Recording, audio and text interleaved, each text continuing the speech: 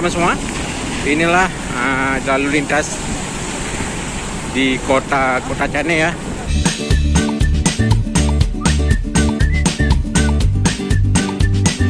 Warahmatullahi wabarakatuh. Berjumpa kembali dengan channel Musli Adi Tonom. Hari ini kita jalan-jalan ke kota Cane ya. Dalam rangka awalnya ikuti UKW bersama rekan-rekan wartawan saja. Hari ini coba kita jalan-jalan di kota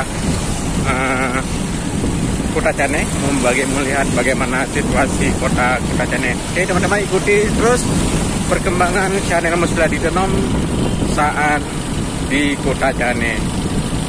Teman semua, inilah lalu lintas di kota Cane ya. Kita bisa melihat bagaimana situasi pada malam minggu di kota Cane. Oke, kalau kepingin Anda kesini, silakan dengan mobil gratis atau mobil pribadi ya. Silakan kunjungi kota Cane ya, melihat tempat-tempat indah di kota Cane. Menurut orang sini, kota Cane ini banyak tempat-tempat wisata yang bisa kita kunjungi.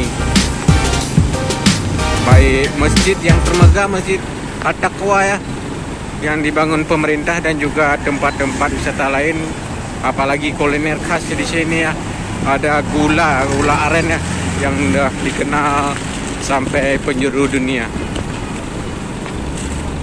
Kalau Anda dari selatan bisa berpergian ke kota Cane melalui Biren ataupun lewat Subuh Salam.